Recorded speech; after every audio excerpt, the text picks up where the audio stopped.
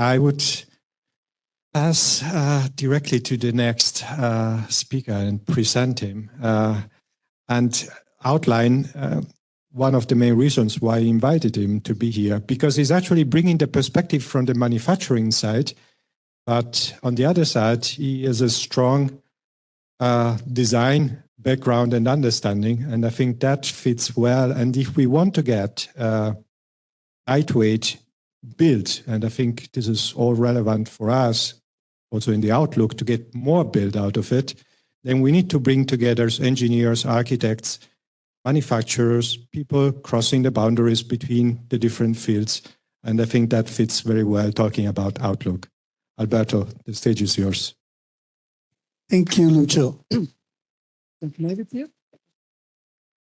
That's a great, thank you very much for introducing me to this very passionate crowd. I'm new to it, and so I thought to start introducing myself, introducing also some fundamental concepts which are related to what we do. Technically, well, really the connection between product and the way it's marketed, the way the business is built. And also I'd like to show you some of our work. So my name is Alberto Fiorenzi. I'm the founder and the inventor of the inventor of iMesh. That's how they call me. My background is naval architecture.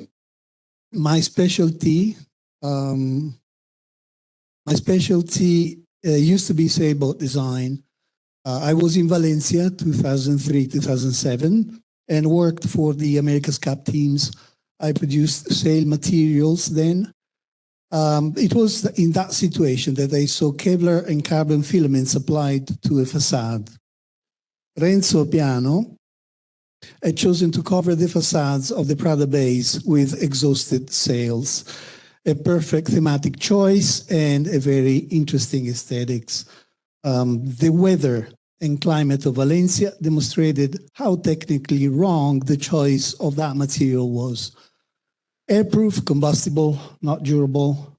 I, who produced those sails, same sails, I saw potential.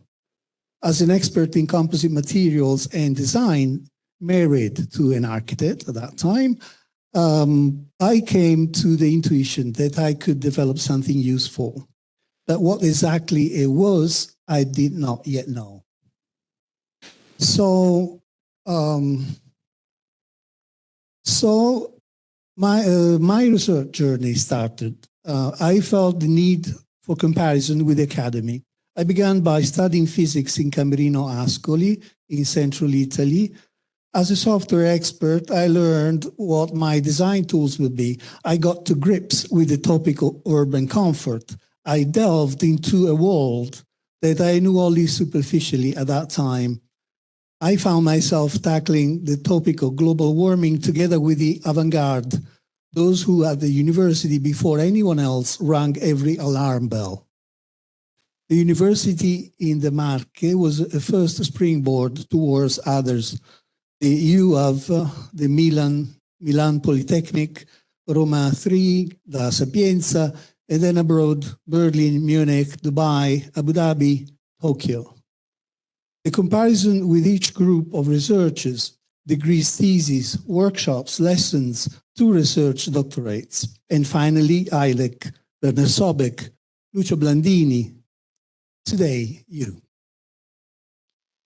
During my research, I funded a doctoral thesis that helped me to give a name to what I was doing. Some of the concepts expressed by the radical architects of the 60s and 70s, combined with treatises written by Kengo Kuma in the 90s, helped to define my work as soft architecture. And to celebrate the manifesto project created with Werner Sobek for Expo 2020, I intended to consolidate the definition of the concept by making a docu-film, which I invite you to see. Please follow the link printed on the postcards that you will find on the documentation table over there. So let's talk about softness. I define a material as soft when its design, production, use, and finally its disposal has a soft impact on the context, the environment, and the people. In other words, a soft design is made with a material that delicately adapts to the situations in which it's used. A lightweight material is soft by default. Since a lightweight mass certainly has a lower CO2 footprint than a heavy one, lightness versus heavy mass is like starting off on the right foot. But I believe that within lightweight materials, we can make further distinctions. Soft is a material that allows a very high level of customization. If personalization is adopted as a business model, we have a significant impact on the context, on the environment, on the economy. One of the main implications is that no products are designated for a warehouse. In turn, this means that no warehouse obsolescence, no disposal of unsold products. The technology that today allows for total product customization creates very little waste, or better yet, zero waste. Giving up certain conveniences in doing business requires uncompromising decisions which must be considered as discriminating for better or worse. For example, not offering immediate delivery because the product is not standardized today means not being suitable for some markets. Choosing to use only natural colors probably reduces the available market, but allows us to stick to a process that does not use water. Customization leads to a shortening of the sales chain because the material is made for a specific application, and the passage through local distributors, which in conventional business model represents an opportunity for the storage of generic stock, becomes an obsolete step. The margin that results from their elimination from the distribution chain can make these higher quality products more accessible. Customization leads to the creation of products that perform better in the context with a lower environmental impact, released to the market at a lower speed. They are balanced by smarter and therefore faster design and construction technologies that in the past, but they are never ready for delivery. Designer awareness. Designing customizable material is not as immediate as selecting a standard product, but it leads designers to increase their awareness because every choice has an implication. Working in this way, the designer supported by the material specialist determines the performance of the product and its cost in terms of CO2 and economy. Thanks to this greater awareness, it is possible to produce materials specific to function, site, and even culture. The case of porous surfaces. In designing a porous surface that is not made from a solid, such a laser cut sheet material, the designer today uses bundle of mineral fibers, or a resin deposit, or a cellulose agglomerate, composite materials that create porous surfaces with infinite application. In the best tradition of Masharabia, of Jali, or Gelosia, porous surfaces are used for partition walls, ceilings, and if physically soft, for curtains. Outdoors, they protect buildings and people from excessive sun radiation. In practice, they are positioned in front of facade and above people in the form of covers. Designers, supported by the manufacturer, utilizing new technologies, design applied materials with the aim of creating comfort while optimizing CO2 emissions. This approach makes sense, particularly when the project has an impact on urban comfort, city canyons. The use of porous surfaces in history is as old as humanity. These products of vernacular architecture that have the same function and different names in every part of the world are instrumental in perpetuating parts of our most atavistic behavioral habits. They are passive devices that control vision, privacy, light, heat, ventilation, and wind loads. Not only that, but anthropology also teaches us how they impact on human beings, goes beyond physics and enters the sphere of iconography, neuroscience, and psychology.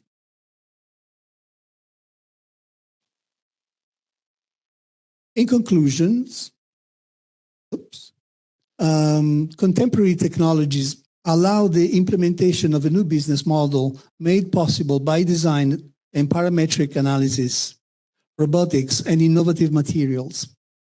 A balanced calibration of these technologies allows the implementation of a low environmental impact production strategy that architects committed to achieving sustainable development should embrace, and that they could impose on the construction industry that they feed with their specification.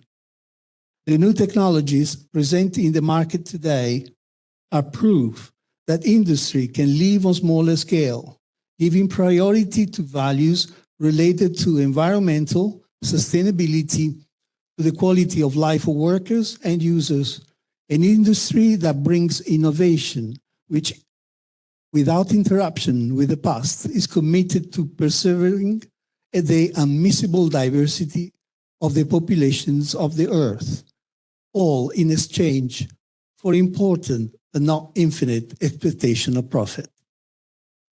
Now, I finished the presentation, the written part with this installation, which you've seen before. Here, the request, this is a manifesto installation, I would say, because we were asked here to make we were all asked to make together an installation which had the lowest carbon footprint possible. So that meant to use the least metal as possible. And to do that, at the office, they've been thinking of using, oh, I'm missing the most important slide, to using a deployable surface. So this is a pergola.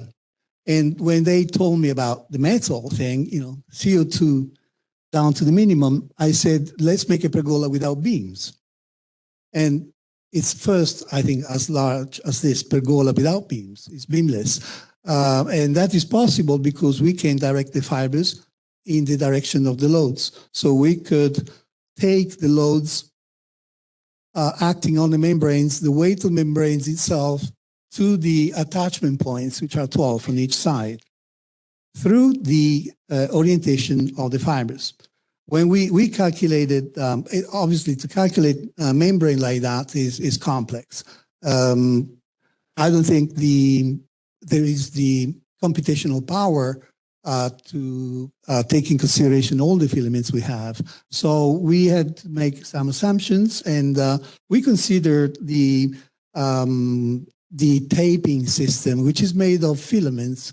We evaluated the strength of those, and we considered the rest as a parasitic weight. So we did, of course, all the calculations, and it's a good example because we approached the problem in two ways. The micro mesh, which is providing the comfort required, and the macro mesh made by these large tapes, which is providing the strength required.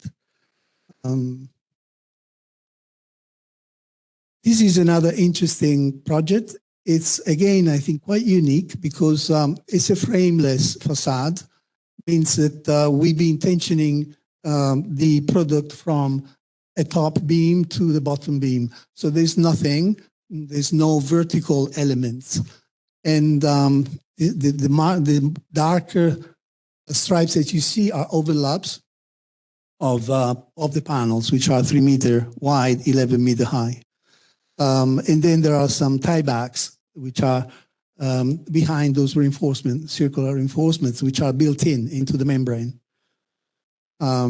which avoid the membrane to oscillate excessively under wind load. Now, the good thing about this project is that H&M had a metal facade, an aluminum facade before. We replaced it, and we changed the shop that way. The architects changed the shop because if they put the shop in connection with the outdoor, so everything changed in the interiors. The permeability of this masharabia, if you allow me to call it that way, is amazing. Of course, we have improved the balance, energy balance for cooling the building. So normally do this kind of analysis, and actually everything is a trade-off between the performances. So how much heat reflects, how much visible comfort we create, how much wind load if it's an outdoor membrane. This is the Italian pavilion in Osaka. The Italian pavilion is inspired to the Renaissance. So we actually created a pattern which is, it seems like made in 1600. It's imprecise. It's made of gross fibers, and it looks very, very nice. It's made of basalt and a blend of basalt and glass fiber. These portals are 9 meter high, and we did a good part of the old building. Again, here it's interesting the way we approached the project, because again, customization here is to the highest peak. We actually analyzed the way the sun entered into the building, depending on the facade, its orientation, and therefore we actually had a strategy on the porosity. So we having a strategy in this kind of level, opening 70%. 50% of opening here, 30% of opening here is because the sun in the 6 months of exposure, was going to enter only in this area. So we use the minimum amount of material for the best performance, because we killing the glare, but at the same time, we allow ventilation between the three facades. So every facade basically had a different approach, a different density, a gradient, let's say, applied to it. And then, of course, everything is proven by some. Okay, this is the last project I'm going to show you. This is another pavilion at the Expo in Osaka. It's called The Future of Life. And inside, it has androids. It shows us a terrible, from my point of view, a terrible perspective of life in the future.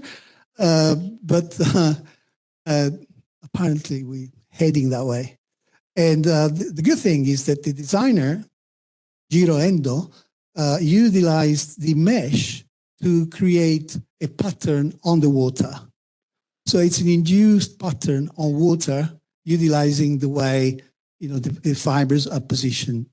And the result, as you can see, is pretty cool. Yeah, you see the android.